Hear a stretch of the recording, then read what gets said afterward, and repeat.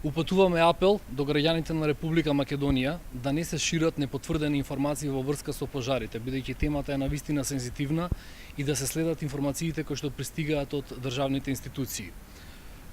Последните информации говорат дека пред 1 час, значи во 20 часот, пожарот се уште е активен во Лутоец и во правец на местото наречено Брдо и Сува гора. Има тенденција за ширење кон атарот на село Здуње и кон село Требовље во непосредна близина на првите куќи.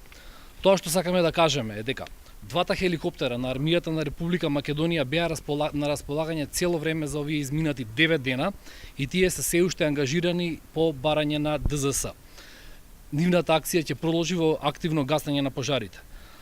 До ден денеска, како што кажав, секој ден учествува во справување со огнената стихија во Требовље, а од денеска се и кај Брезница.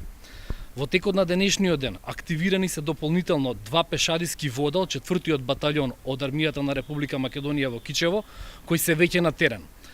Таму се наоѓа и командантот на Сдружената оперативна команда генерал Милевски. Вкупно има 60 официри и војници на АРМ на терен и се справуваат со гаснење на овие пожари.